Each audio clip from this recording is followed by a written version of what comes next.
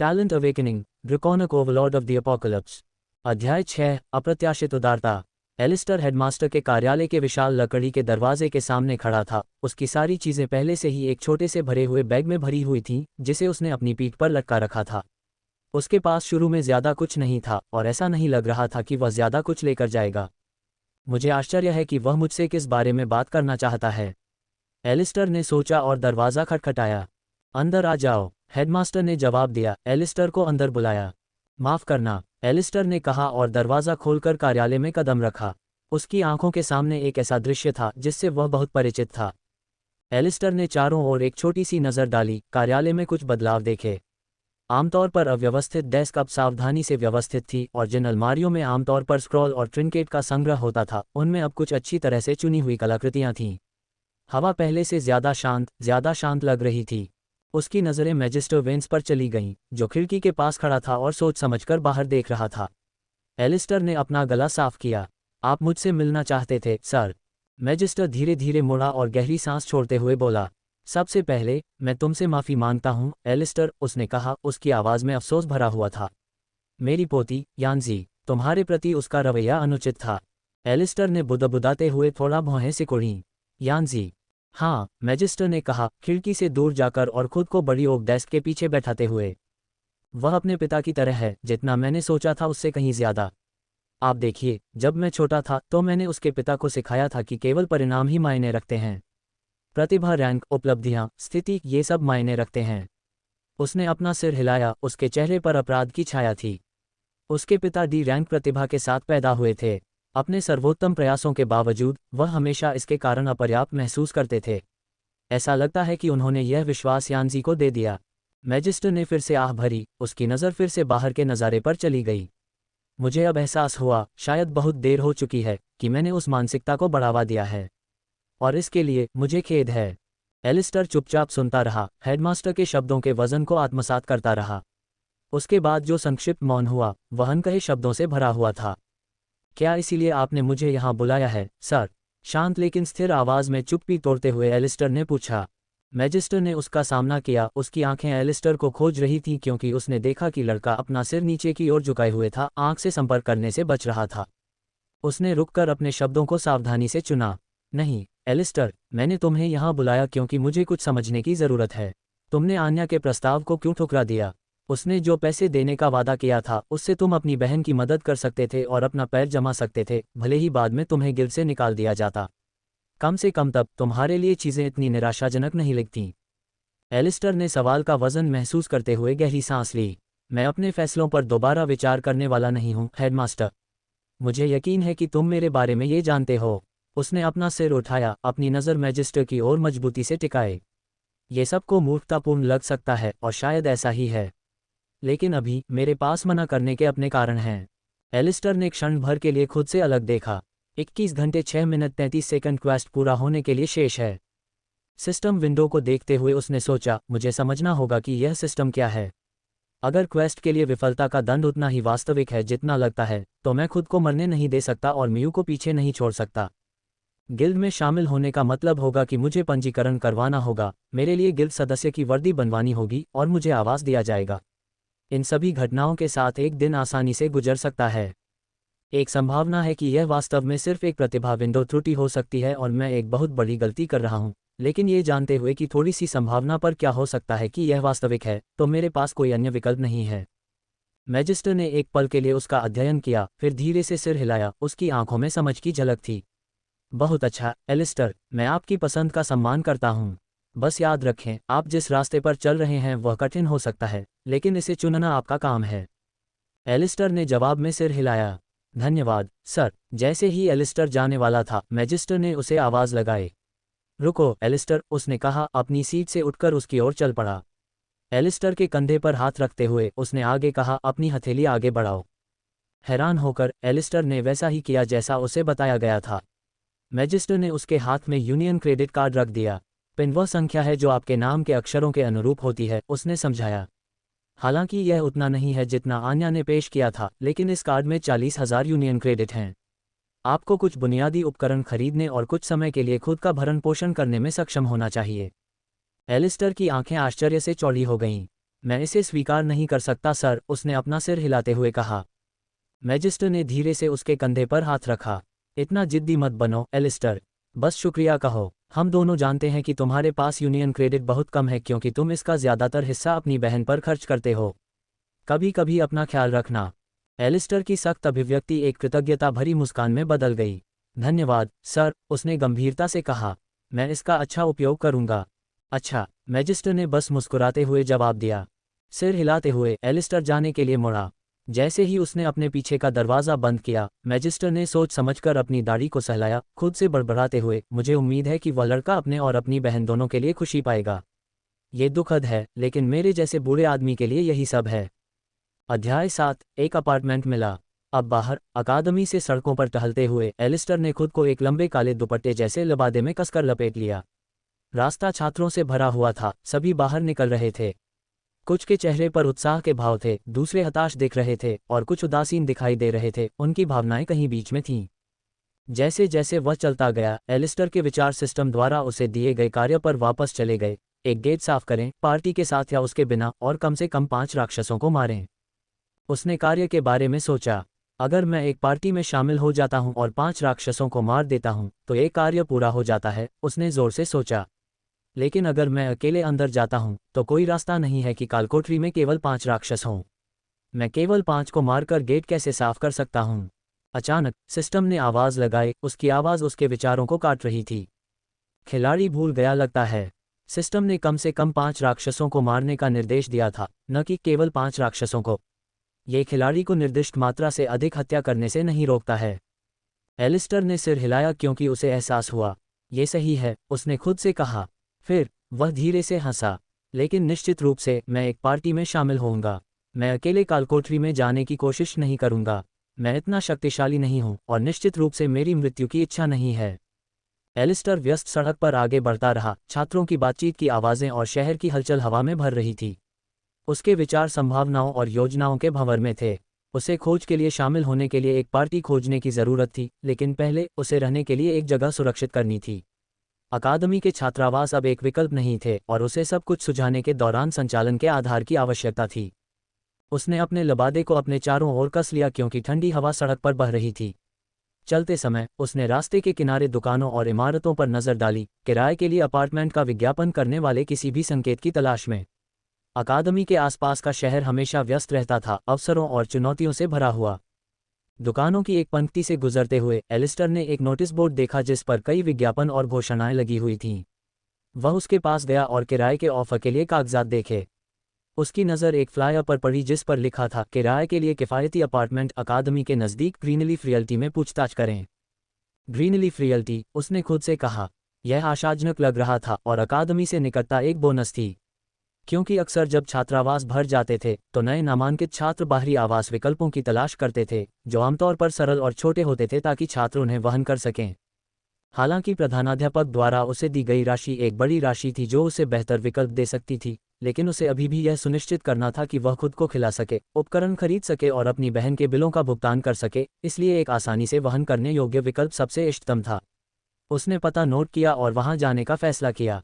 जब वह लोगों की भीड़ के बीच से अपना रास्ता बना रहा था तो एलिस्टर अपनी बहन मियू के बारे में सोचने से खुद को रोक नहीं पाया। रहने के लिए एक स्थिर जगह सुरक्षित करना न केवल उसके लिए बल्कि उसके लिए भी महत्वपूर्ण था। एक ऐसी जगह जहां वह घर आ सके। उसने मुस्कुराया और फिर आगे सोचा, इसकी आवाज़ अच्छी है। उसने चुपके से उम्मीद जताई कि अगर हालात कभी बेहतर हुए तो वह अपनी बहन के लिए रहने के लिए एक आरामदायक जगह सुनिश्चित करेगा। थोड़ी दूर चलने के बाद एलिस्टर ग्रीनलीफ रियल्टी में पहुंच गया, जो एक मामूली इमारत थी जिसके दरवाजे के ऊपर हरे पत्तों का प्रतीक था। इमारत पर समय और क्षय के निशान थे, इसकी नींव पर दरारें थीं, लेकिन फिर भी यह एक स्वागत योग्य आभा दे रही थी। उसने थोड़ा जंग लगा हुआ दरवाज़ा खोला। अंदर का हिस्सा बहुत ज़्यादा स्वागत करने वाला था। एक दोस्ताना रिसेप्शनिस्ट एक पॉलिश लकड़ी की मेज के पीछे बैठी थी, जिसके चारों ओर गमले लगे पौधे थे जो घिसी पिटी जगह में जान डाल रहे थे। गुड आफ्टरनून, रिसेप्शनिस्ट ने गर्मजोशी से मुस्कुराते हुए अभिवादन किया। उसकी उंगलियां उसके सामने होलोग्राफिक कीबोर्ड पर रुक गईं। मैं आज आपकी क्या मदद कर सकता हूं? हाय, एलिस्टर ने जवाब दिया, करीब आकर अपना हुड नीचे खींच लिया। मैं किराए पर एक अपार्टमेंट ढूंढ रहा हूं। मैंने अकादमी के पास आपका विज्ञापन देखा। बेशक, उसने कहा, अपना पिछला काम बंद करके और लिस्टिंग से भरा बाइंडर निकालते हुए। उसने अपना चश्मा ठीक किया और आगे झुकी, उसकी आंखें पन्नों को देख रही थीं। हमारे पास कई विकल्प उपलब्ध हैं। क्या आप नज़दीक में कुछ ढूंढ रहे हैं? हाँ, अधिमानतः अकादमी के पास। और कुछ किफ़ायती? रिसेप्शनिस्ट ने बाइंडर पलटते हुए सिर हिलाया। हमारे पास कुछ विकल्प हैं जो शायद आपको सूट करें, उसने एक पेज टैप करते हुए कहा। यहाँ से लगभग 10 मिनट की पैदल दूरी पर एक स्टूडियो अपार्टमेंट है। ये छोटा लेकिन आरामदायक है और यह हमारे ज़्यादा बजट अनुकूल विकल्पों में से एक है। ये तो बिल्कुल सही लगता है, एलिस्टर ने कहा, उसके चेहरे पर राहत की एक झलक थी। क्या मैं इसे देख सकता हूँ? ज़रूर, उसने खड़े होकर अपनी स्कर्ट को ठीक करते हुए जवाब दिया। मैं तुम्हें वहाँ ले जाऊंगी। ये दूर नहीं है और हम पैदल जा सकते हैं। एलिस्टर उसके पीछे पीछे ऑफिस से बाहर चला गया, दरवाज़ा उनके पीछे बंद हो गया। वे लोगों की भीड़ और कभी कभार ऊपर से गुजरने वाले ड्रोन के बीच से अपना रास्ता बनाते हुए चहल पहल भरी सड़क पर चले गए। उनके आसपास की इमारतें पुरानी और नई का मिश्रण थीं, जिसमें भविष्य की तकनीक के अवशेष और ढहते हुए बुनियादी ढांचे थे। एलिस्टर की निगाहें दीवारों पर पाए जाने वाले जीवंत भित्तिचित्रों और शहर के कुछ हिस्सों को फिर से अपने कब्जे में लेने वाली वनस्पतियों को देखती रहीं।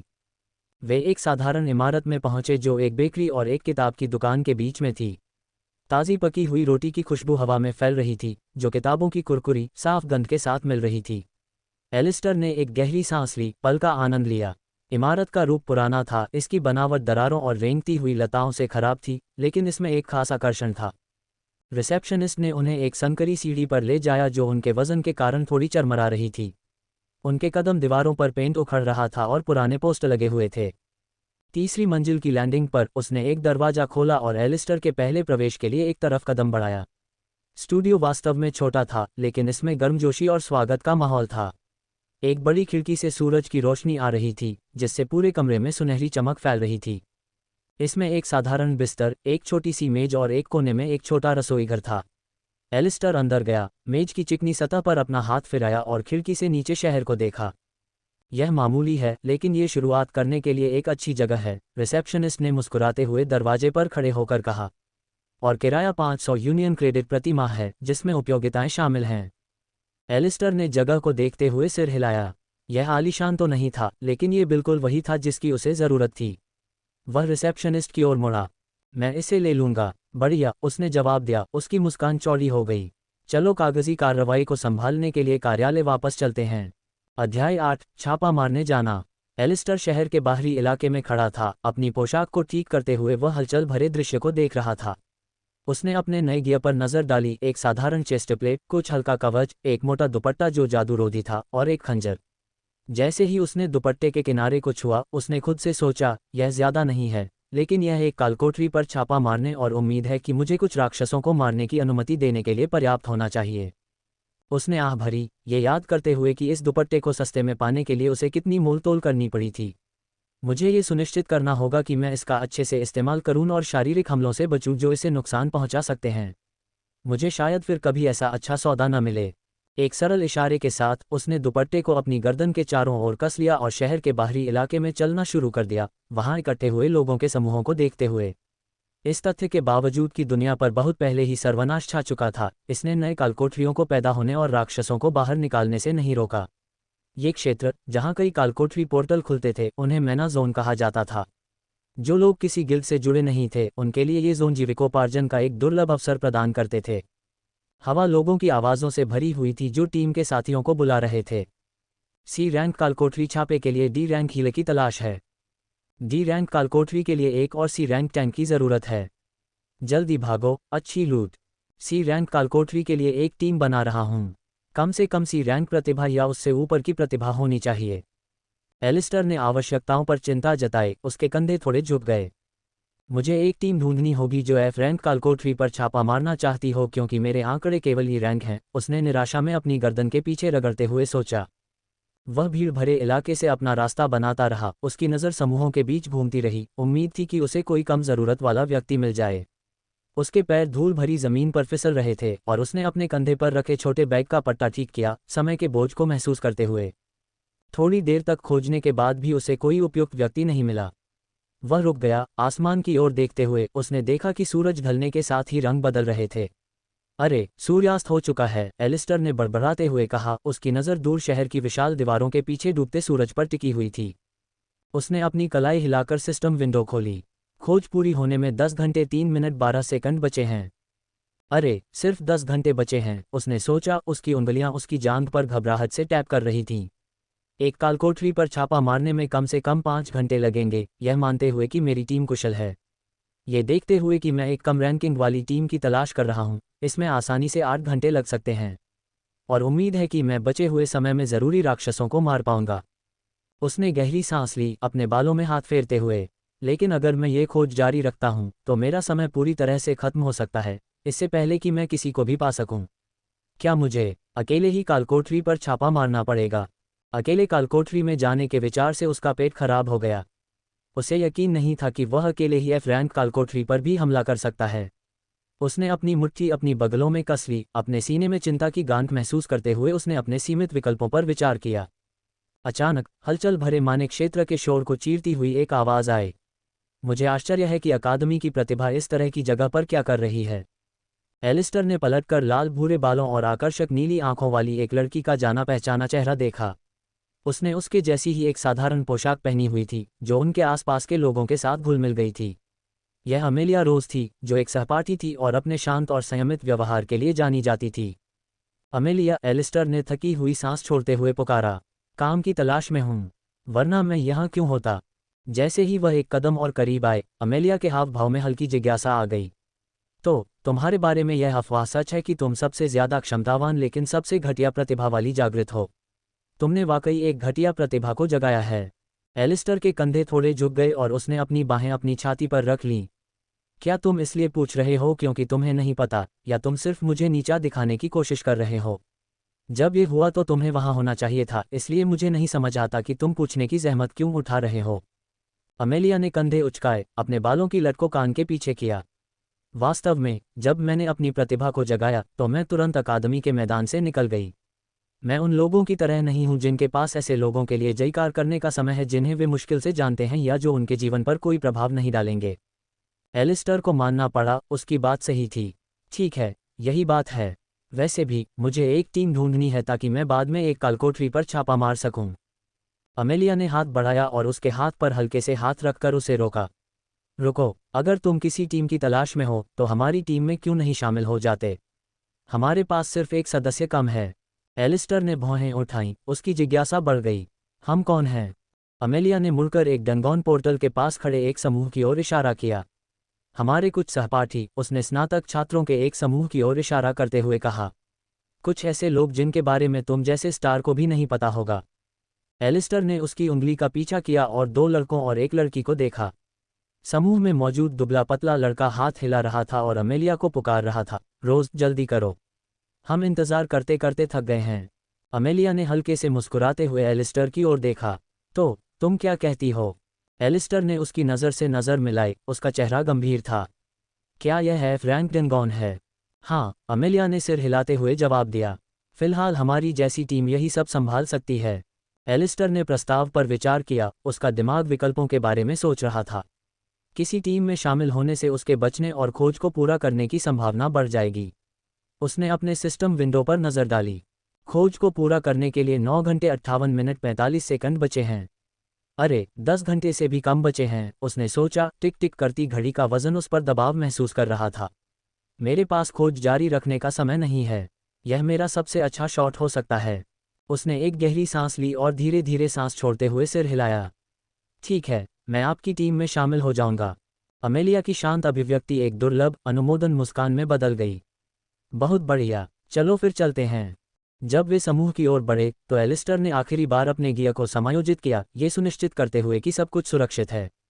मैना जोन की आवाज़ें उसके चारों ओर गूंज रही थीं, लेकिन उसका ध्यान आगे के कार्य पर केंद्रित था। वह अपने पहले कालकोठरी छापे का सामना करने वाला था और वह असफल होने का जोखिम नहीं उठा सकता था। अरे, देखो कौन हमारे साथ आ रहा है, अमेलिया ने समूह के पास पहुंचते ही घोषणा की। वह दुबला पतला आदमी, जो पहले हाथ हिला रहा था, मुस्कुराया। ठीक है, अगर यह एलिस्टर द जीनियस नहीं है। स्वागत है, यार। एलिस्टर ने अपनी घबराहट को कम करने की कोशिश करते हुए एक छोटी सी मुस्कान बिखेरी। धन्यवाद, आशा करते हैं कि हम सभी इस स्थिति से एक साथ बाहर निकलेंगे। समूह ने सिर हिलाया और मुस्कुराया और इसके साथ ही वे पोर्टल की ओर मुड़ गए। कालकोठरी के प्रवेश द्वार की झिलमिलाती घूमती हुई ऊर्जा आगे बढ़ रही थी, जो जमीन पर एक चमकदार नीली चमक बिखेर रही थी। जैसे ही वे पोर्टल के करीब पहुंचे, अमेलिया ने एलिस्टर की ओर रुख किया। उसकी आवाज़ स्थिर थी। हमारे करीब रहो और हम इससे बाहर निकल जाएंगे। याद रखो, टीम वर्क महत्वपूर्ण है। एलिस्टर ने सिर हिलाया, अपने खंजर की मूठ को और कसकर पकड़ लिया। समझ गया। अध्याय 9, यूनियन रिपोर्ट। जब सर्वनाश हुआ तो राक्षसों ने दुनिया की 70% आबादी को मिटा दिया। फिर मनुष्यों ने अपनी प्रतिभा को जगाया और इस निर्मम दुनिया में जीवित रहने के लिए संघर्ष किया। विशाल लोहे की दीवारें अब उन जगहों को घेर रही थीं जिन्हें वे मेगासिटी कहते थे। इन मेगासिटी में बचे हुए मनुष्य धीरे धीरे अपनी ताकत बढ़ाते हुए और राक्षसों से अपनी दुनिया को वापस पाने के लिए फलते फूलते रहे। गिल्ड को दीवारों से परे की जमीनों को वापस लेने और मानव क्षेत्र का विस्तार करने का काम सौंपा गया था। दुनिया भर में कुल 10 मेगासिटी हैं, जिन्हें ICX नाम दिया गया है।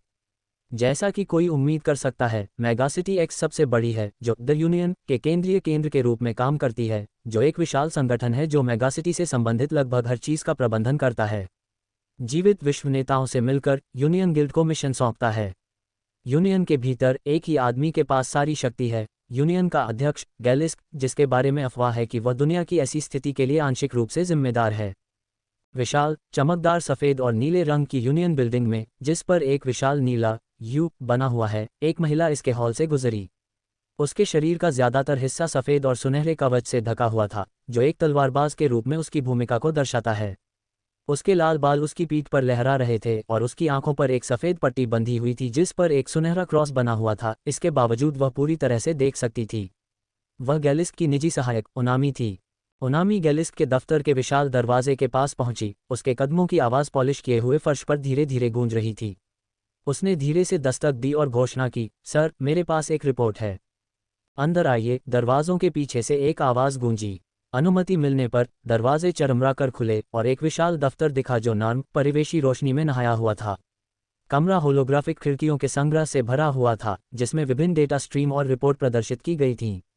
दूर के छोर पर एक विशाल खिड़की ने पूरी दीवार को घेर लिया था, जो इमारत के विशिष्ट यू का आकार बना रही थी। यूनियन के अध्यक्ष गैलिस्क वहां खड़े थे। उनकी निगाहें बाहर की दुनिया पर टिकी हुई थीं।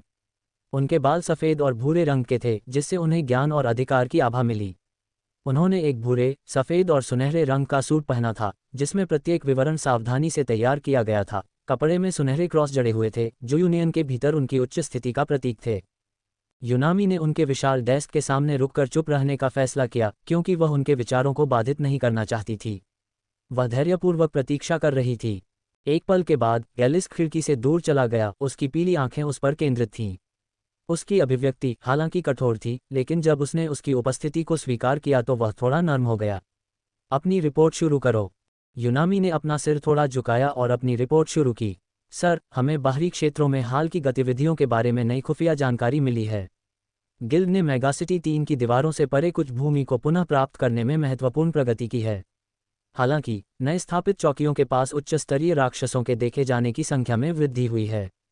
ये राक्षस की रणनीतियों में बदलाव या संभवतः एक नए उभरने के पैटर्न का संकेत हो सकता है जिसका हमने अभी तक हिसाब नहीं लगाया है। गैलिस्क ने ध्यान से सुना। उसकी आंखें थोड़ी सिकुड़ गईं क्योंकि वह सोच रहा था कि उसने क्या कहा। आंतरिक शहरों में प्रगति के बारे में क्या? वहां कोई विकास हुआ है? हाँ, सर, यूनामी ने जारी रखा। आंतरिक शहरों ने उल्लेखनीय लचीलापन और अनुकूलन दिखाया है। नागरिक आबादी लगातार बढ़ रही है और युवा पीढ़ी के बीच नई प्रतिभाओं के उभरने की आशाजनक रिपोर्टें हैं। हालांकि संसाधन वितरण के मुद्दों के कारण कुछ क्षेत्रों में संभावित अशांति के बारे में भी चिंताएं हैं। गैलिस्क की निगाहें विचारमग्न हो गईं। उनकी उंगलियां उनकी कुर्सी की बांह पर हल्के से टैप कर रही थीं। सुनिश्चित करें कि संसाधनों का अधिक समान रूप से पुनर्वितरण किया जाए, उन्होंने निर्देश दिया। हम आंतरिक संघर्ष को अपने प्रयासों को कमजोर करने नहीं दे सकते। और उच्च स्तरीय राक्षसों के संबंध में निगरानी बढ़ाएं और खतरे की निगरानी और समाधान के लिए अधिक विशेष इकाइयों को तैनात करें। हमें अपनी रक्षा में सक्रिय होना चाहिए। ओनामी ने अपने निर्देशों को मानसिक रूप से नोट करते हुए सिर हिलाया। समझ गया, सर, मैं आपके आदेशों को तुरंत प्रसारित करूंगा। अन्य मामलों के अलावा, सर, उसने आगे कहा, ऐसे मामले बढ़ रहे हैं जब छापे के दौरान कालकोठरी, जिन्हें शुरू में एक निश्चित रैंक के रूप में मापा जाता था और माना जाता था, की कठिनाई बढ़ गई है। इन कालकोठरियों की रैंक दोगुनी या उससे अधिक हो रही है, जिससे टीमें चौंक जाती हैं और पिछले सप्ताह में हताहतों की संख्या में उल्लेखनीय वृद्धि हुई है। गैलिस्क की भौहें सिकुड़ गईं। वह अपनी कुर्सी पर आगे की ओर झुका। उसकी उंगलियां उसके सामने रखी मेज पर टैप कर रही थीं। विशेषज्ञों का मानना है कि रैंक में अचानक वृद्धि का कारण क्या है। ओनामी ने थोड़ा सा बदलाव किया। होलोग्राफिक डिस्प्ले से प्रकाश उसके सुनहरे कवच पर परावर्तित हो रहा था। उसने जवाब देने से पहले एक पल लिया, अपने शब्दों को सावधानी से चुनते हुए। विशेषज्ञ अभी तक निश्चित नहीं हैं, सर, उसने जवाब दिया। वे कई सिद्धांतों की जांच कर रहे हैं, जिसमें कालकोठरी के भीतर छिपे चर या बाहरी प्रभावों की संभावना शामिल है जो इन उतार चढ़ावों का कारण हो सकते हैं। हालांकि इस समय कोई भी सिद्धांत निर्णायक रूप से सिद्ध नहीं हुआ है। गैलिस्क की आंखें सिकुड़ गईं क्योंकि उसने उसकी बातें सुनी। अगर ऐसा है तो हमें तुरंत सावधानी बरतनी चाहिए। अब से अगर किसी कालकोठरी को एक निश्चित रैंक का माना जाता है तो केवल 2 या 3 रैंक अधिक क्षमता वाले जागृत व्यक्तियों को ही उस पर छापा मारने की अनुमति दी जानी चाहिए। हम इन अप्रत्याशित वृद्धि के कारण और अधिक जान गंवाने का जोखिम नहीं उठा सकते। ओनामी ने सहमति में सिर हिलाया। समझ गया, सर। मैं ये सुनिश्चित करूंगा कि यह नया प्रोटोकॉल सभी संबंधित पक्षों को सूचित किया जाए और अतिरिक्त सुरक्षा उपायों को तुरंत लागू किया जाए। गैलिस्क ने सिर हिलाया। उसका दिमाग पहले से ही उन निर्णयों के अगले सेट पर जा रहा था जिन्हें उसे लेने की आवश्यकता थी। उसने डेटा स्ट्रीम और रिपोर्ट प्रदर्शित करने वाली होलोग्राफिक विंडो पर नज़र डाली। और मुझे इन कालकोठरियों के बारे में किसी भी आगे के विकास या खोजों के बारे में सूचित करते रहें। हमें इस विसंगति की तह तक जाना चाहिए। बेशक, सर, ओनामी ने उत्तर दिया। उसका स्वर दृढ़ था। जैसे ही कोई नई जानकारी उपलब्ध होगी, मैं आपको अपडेट रखूंगी। फिर गैलिस्क ने पूछा। उसकी आवाज़ से ऐसा लग रहा था जैसे उसे कुछ उम्मीद थी। और इसे खोजने की कोई उम्मीद है? ओनामी ने अपना संयमित व्यवहार बनाए रखते हुए अपना सिर थोड़ा हिलाया। नहीं, सर, हमें अभी तक कोई ऐसी जगह नहीं मिली है जो बताती हो कि कोई महत्वपूर्ण चीज़ दफन या बंद की गई हो। वे खजाने के बारे में बात कर रहे थे, या कम से कम किसी ऐसी चीज़ के बारे में जिसे कभी किसी ने बहुत संजो कर रखा हो। गैलिस्क अपनी कुर्सी पर पीछे झुक गया। उसकी उंगलियां आर्मरेस्ट पर धीमी, विचारशील लय बजा रही थीं। बहुत अच्छा, उसने आह भरते हुए कहा। उसने अपना हाथ एक खारिजी लहर में उठाया। तुम जा सकती हो। ओनामी ने सिर हिलाया और एक कदम पीछे हट गई। उसके बख्तरबंद जूते पॉलिश किए गए फर्श पर एक नरम खनक की आवाज़ कर रहे थे। तो मैं खुद को माफ़ कर दूंगी, उसने अपनी एड़ी घुमाते हुए कहा। जब वह दरवाजे की ओर बढ़ी तो उसके लाल बाल थोड़े से हिल गए। रोशनी उसकी आंखों पर पट्टी पर लगे सुनहरे क्रॉस पर पड़ रही थी। जैसे ही उसके पीछे दरवाजे बंद हुए, गैलिस्क उठ खड़ा हुआ। कमरे में होलोग्राफिक डिस्प्ले की शांत गुनगुनाहट गूंज रही थी। वह धीरे धीरे खिड़की की ओर चला। उसके कदमों की आवाज़ विशाल दफ्तर में गूंज रही थी। उसने अपना हाथ ठंडे शीशे पर रखा। अपनी उंगलियों के नीचे चिकनी सतह को महसूस करते हुए उसने बाहर देखा और देखा कि कैसे धीरे धीरे रात आ रही है। चांद ऊपर चढ़ रहा था और आसमान में तारे हल्के हल्के चमक रहे थे। गैलिस्क की आंखें उनके पैटर्न को देख रही थीं, उनकी खामोश रोशनी में जवाब खोज रही थीं। उसने अपना सिर थोड़ा पीछे झुकाया। उसके चेहरे पर चिंता की हल्की रेखाएं रात की कोमल चमक में नरम पड़ रही थीं। एक खजाना जिसके लिए तुम दुनिया से लड़ सकते हो, उसने बड़बड़ाया। उसकी आवाज़ मुश्किल से सुनाई दे रही थी। उसने अपना माथा शीशे से टिकाया, अपनी आंखें बंद की जैसे कि कोई याद ताज़ा करने की कोशिश कर रहा हो। तुम वास्तव में किस बारे में बात कर रहे थे? अध्याय 10, भूत गुफा पर छापा। एलिस्टर और हमलावरों का छोटा समूह कालकोठरी के द्वार के किनारे पर खड़ा था। शाम की ढलती रोशनी की तुलना में इसकी घूमती हुई नीली चमक बहुत अलग थी। एमिलिया रोज उसके बगल में थी। उसके शांत व्यवहार ने उसे शांत भाव से आश्वस्त किया। अन्य 2 युवा पुरुष और एक महिला पहले ही अपना परिचय दे चुके थे। एरिक, एक दुबला पतला तलवारबाज जिसका शरीर घबराया हुआ था। लीला, एक हंसमुख चिकित्सक जिसके चेहरे पर शांत लेकिन उत्साहित भाव था। और जेरेक, एक भारी योद्धा जो उनकी अस्थायी टीम का अनौपचारिक नेता लग रहा था। जैसे ही वे द्वार में घुसे, एलिस्टर की रीढ़ में एक ठंडी सिहरन दौड़ गई। दूसरे क्षेत्र में ले जाए जाने की अनुभूति उसके लिए अजनबी सी लग रही थी। उनके चारों ओर की दुनिया धुंधली और बदल गई, और फिर उन्होंने खुद को एक अंधेरी, नम गुफा के मुहाने पर खड़ा पाया। हवा में मिट्टी और सड़न की बासी गंध थी, और दूर से टपकते पानी की गूंज ने वातावरण को और भी ठंडा कर दिया। उनकी आंखों के सामने एक नीली सिस्टम घोषणा दिखाई दी, जिसका पाठ मंद प्रकाश में धीरे से चमक रहा था। कालकोठरी, भूत गुफा। उद्देश्य, भूत राजा और उसके गुर्गों को खत्म करके कालकोठरी को साफ करें। Rank, F rank. समय सीमा, 8 घंटे। नीली सिस्टम विंडो के साथ, केवल एलिस्टर द्वारा देखी गई पीली विंडो एक संदेश के साथ उनकी आंखों के सामने दिखाई दी। खिलाड़ी को सूचना। खिलाड़ी लगातार बढ़ती हुई मैना आवृत्ति वाली कालकोठरी में प्रवेश कर चुका है, जिसका अर्थ है कि कालकोठरी की रैंक बढ़ती रहेगी। यह इस बात पर निर्भर करता है कि इसे साफ होने में कितना समय लगता है। खिलाड़ी को सावधानी से आगे बढ़ने की सलाह दी गई है। कालकोठरी की रैंक बढ़ती रहेगी। सिस्टम किस बारे में बात कर रहा है? एलिस्टर के विचारों में घबराहट का एक संकेत आया। क्या सिस्टम इसके लिए जिम्मेदार है? पहले मौत की सज़ा, अब बढ़ती रैंक वाली कालकोठरी। क्या ये वाकई मुझे मारने की कोशिश कर रही है? जेरिक ने नीली सिस्टम विंडो की घोषणा पर सिर हिलाया, अपनी लड़ाई की कुल्हाड़ी को कसकर पकड़ते हुए। ठीक है टीम, उसने कहा, उसकी आवाज़ धीमी गड़गड़ाहट वाली थी। चौकस रहो, ये गुफाएं मुश्किल हो सकती हैं और भूत अपने जाल के लिए जाने जाते हैं। एक साथ रहो, एक दूसरे की पीठ देखो और हम इससे बाहर निकल जाएंगे। अमेलिया ने अपने कवच की पट्टियों को ठीक किया, उसकी आंखें गुफा के प्रवेश द्वार के चारों ओर देख रही थीं। उसने अपना हाथ आगे बढ़ाया, एक छोटी सी लौ को जगाया जो उसकी हथेली के ऊपर टिमटिमा रही थी, जो आगे के अंधेरे रास्ते को रोशन कर रही थी। याद रखें, भूत भले ही छोटे हों लेकिन वे चालाक होते हैं। घात लगाने की उम्मीद करें, इसलिए अपनी सुरक्षा कम न करें। एरिक अपने पैरों पर खड़ा हुआ, घबराहट से इधर उधर देखता हुआ। मैं आगे निकल गया हूँ, उसने कहा, उसकी आवाज़ में उसकी चिंता झलक रही थी। हम किसी भी जाल में फंसने से पहले मैं उसे पहचानने की कोशिश करूंगा। लीला ने अपनी छड़ी को करीब से पकड़ते हुए एक छोटा सा सिर हिलाया। मैं बीच में रहूंगी, उसने प्रस्ताव दिया। अगर हालात खराब होते हैं तो मैं किसी भी चोट को ठीक कर सकती हूँ। एलिस्टर ने अपने खंजर पर अपनी पकड़ मजबूत कर ली, उसकी आंखें अंधेरे में झांकते हुए सिकुड़ गईं। ध्यान केंद्रित रखें, उसने खुद से कहा, ये तो बस शुरुआत है, मुझे यहाँ खोज पूरी करनी है। उसने एक गहरी सांस ली, समय सीमा के भार को अपने ऊपर महसूस करते हुए। रैंक वृद्धि के बारे में सिस्टम की चेतावनी उसके दिमाग में घूम रही थी, एक अनुस्मारक की खतरा किसी भी समय बढ़ सकता है। जैसे जैसे वे गुफा में अंदर की ओर बढ़े, प्रवेश द्वार से प्रकाश फीका पड़ गया। अमेलिया की लौ एक स्थिर चमक प्रदान करती थी और एरिक ने एक मशाल निकाली जिससे उन्हें रास्ता दिखाने में मदद मिली। हवा ठंडी हो गई और उनके कदमों की आवाज़ संकीर्ण मार्गों में गूंजने लगी। इससे पहले कि वे अपनी पहली चुनौती का सामना करते, उन्हें अपनी पहली चुनौती का सामना करना पड़ा। मंद प्रकाश में चमकती हुई आंखों वाले भूतों का एक समूह आगे की छाया से उभरा। वे कच्चे हथियारों से लैस थे, जंग लगी तलवारें और अस्थायी क्लब, फिर भी उनकी दुर्भावनापूर्ण मुस्कुराहट और झुके हुए चेहरे से स्पष्ट रूप से पता चलता था कि वे लड़ाई के लिए तैयार थे। जारेक आगे बढ़ा, उसकी कुल्हाड़ी तैयार थी। हम चलते हैं, उसने बड़बड़ाया, उसकी मांसपेशियां लड़ाई के लिए तनी हुई थीं। एक शक्तिशाली झटके के साथ उसकी कुल्हाड़ी पहले भूत को चीरती हुई निकल गई। विनाशकारी प्रहार ने प्राणी को गुफा की दीवार में उड़ा दिया। उनकी अपार शारीरिक शक्ति ने उन्हें युद्ध के मैदान में एक दुर्जय शक्ति बना दिया।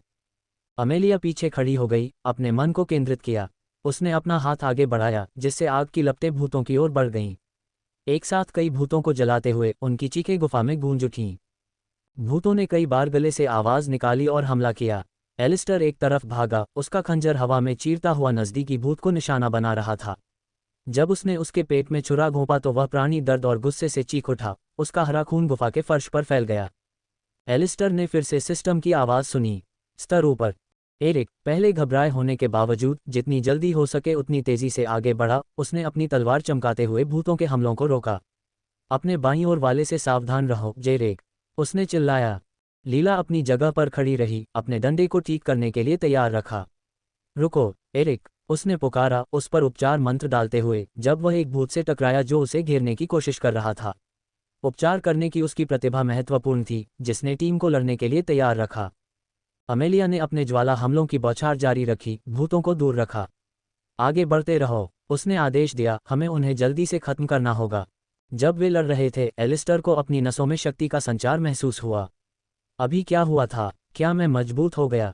उसने खड़े होकर अपने हाथ को देखा और फिर अपनी कलाई को मोड़ा, जिससे उनके अंदर ताकत बढ़ गई।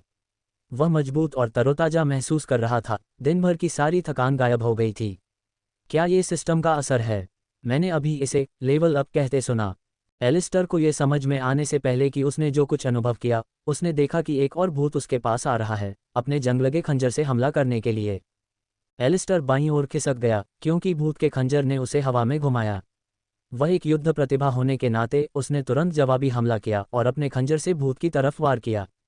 जब उसने एक घूंसा मारा तो वह प्राणी दर्द और क्रोध से चीख उठा, उसका हरा खून गुफा के फर्श पर फैल गया। उसने फिर से जवाबी हमला करने के लिए अपना खंजर निकाला, ऐसा करते हुए उसने अपनी गति और कौशल में थोड़ी वृद्धि देखी।